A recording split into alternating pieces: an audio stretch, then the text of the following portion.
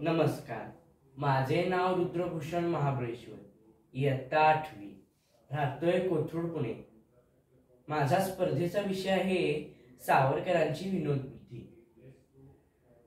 क्रांतीवीर सावरकर, साहित्यिक सावरकर, समाज सुधारक सावरकर, स्वातंत्र्यवीर सावरकर, कवी सावरकर, शिक्षक सावरकर, कार्यकर्ते सावरकर, अशी अनेक विशेषणे सर्वश्रुत तर आहेतच।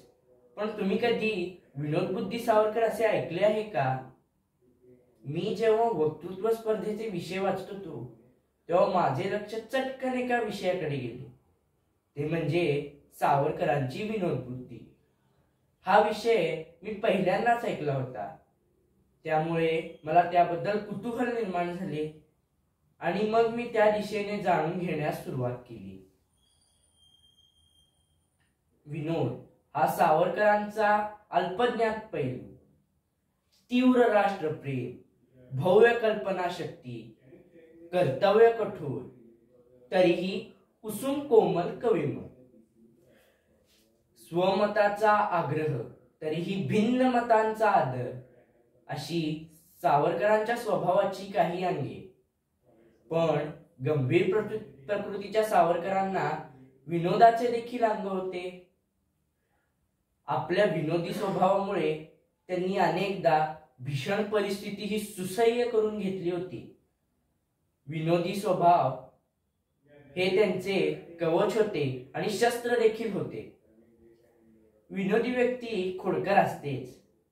येसू वहिनी म्हणजे सावरकरांच्या वहिनी यांनी मोठ्या प्रेमाने बालविनायकाच्या खोड्यांचे वर्णन लिहून ठेवले आहे। त्यांच्या भगूरच्या घराच्या परसातील बागेत बकऱ्या येत, बकऱ्यांचे, कुत्र्याच्या पिल्लांचे आणि जेवताना माधुकरांचे आवाज काढून गजगौरी म्हणणाऱ्या वहिनींची नक्कल करून विनायक घरातील सर्व लोकांची गंमत करत। पण त्यांच्या गोडबोलण्यामुळे कोणास राग येत नसे। ब्रिस्टनच्या कारागृहात असताना सावरकरांनी विशेष अन्न नाकारले। 4 पाऊंडांची दाढी न वाढवताही माझे वजन 2 पाऊंडांनी वाढले आहे, असे त्यांचे सहकारी ऋषीजी अय्यर यांच्या लांब दाढीला उद्देशून हा विनोद त्यांनी केला आहे। कारागृहात असतानाही सावरकरांची विनोदबुद्धी अभंग राहिली होती। 2 जन्मठेपेंची शिक्षा भोगतानाही त्यांची विनोदबुद्धी त्यांना सोडून गेली नव्हती। सेल्युलर जेलचा बारी हा गलेलठ्ठ जेलर चे शब्दचित्र रेखाटताना सावरकर लिहितात, कोठडीच्या गजाच्या फाटकातून बारीसाहेब दिसू लागण्यापूर्वी त्यांचे ते पोट दिसू लागते।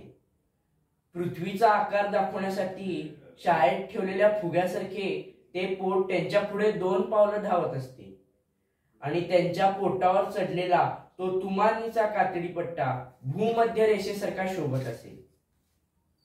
सावरकरांना आपल्या वाईट अक्षराची लहानपणापासून खंत होती। आपले वाईट अक्षरांची केलेली त्यांनी चेष्टा अज्ञान युगातून विज्ञान युगाकडे या लेखात आहे। सावरकर लिहितात, आमचे ते फरडेशाही पहिले हस्तलिखित किर्लोस्करांच्या संपादक महाशयांच्या हाती पडताच त्यांची बुद्धी एकदम गुंग होऊन गेली। त्यांना वाटले या दुर्वाचनीय हस्तलिखिताचे कारण वाईट कागद, चिरकाटा, पातळशाही असा काहीतरी असावा, म्हणून त्यांनी उत्तम कागद, अखंड टाक, फक्कडशाही पाठवण्याचे तत्पर आश्वासन दिली। पण आम्ही त्यांना मोठ्या अभिमानाने सांगितले, महाराज हा दोषच असेल तर अंगणाचा नाहीये, नाचणाऱ्याचा आहे। रत्नागिरीतील साऱ्या कावळ्यांचे पाय तोडून आणले तरी आमच्या एका हस्तलिखितास पुरेशा काखपदांचा पुरवठा होणार नाही। आमच्या हस्तलिखित उलगडण्याची कला ज्याला साधेल त्याला जगातील सर्व किडबिड्या आजकालच्या हस्तलिखितांची तर काय, पण साफ कुजून झिजून गेलेल्या महाभारतकालीन ताडपत्रावरील लिखितांचा उलगडा व्हायलाच पाहिजे, असे आम्हास आश्वासन वाटते. स्वतःवर विनोद करणे फार थोड्या विनोदी लेखकांना जमते. आजारपणातही सावरकरांना विनोद सुचत. त्यांच्या पोटात पुरेसे अन्न पाणी जात नसल्यामुळे डॉक्टरांनी त्यांना शिरेतून औषध द्यायचा विचार केला. माझी शिर तोडली तरी चालेल, पण मी शिरेतून औषध घेणार नाही, अशी कोटी करत आपल्या विनोदावर ते स्वतःच हसले. सावरकरांना इंग्लंडला जायचा बेत एकदम अकस्मात ठरला. तेथील वेशभूषा, खाण्यापिण्याच्या पद्धतींचा सराव तर काय, पण तोंड ओळख सुद्धा झाली नव्हती. टेबलावर बसून काट्या सुरीने जेवताना उजव्या हातातील सुरी तोंडात जाऊन जीवावर नाही तर जिभेवरच्या प्रसंगाला तोंड कसे द्यावे, काटे चुकून मासे खाण्याचे शास्त्र आपण कशी शिकलो, हे गमतीदार मजेदार किस्से त्यांनी आपल्या शत्रूच्या शिबिरात या पुस्तकात लिहून ठेवले आहे. टिळक सावरकरांच्या बाबतीत म्हणतात, मित्रमंडळी गप्पा टप्पा करताना विनोद सुचण्यास काय लागते. फाशी, जन्मठेप, अपतिष्ठांचा विरह, मालमत्तेची जप्ती समोर दिसत असतानाही सुचलेला विनोद हाच खरा. धन्यवाद.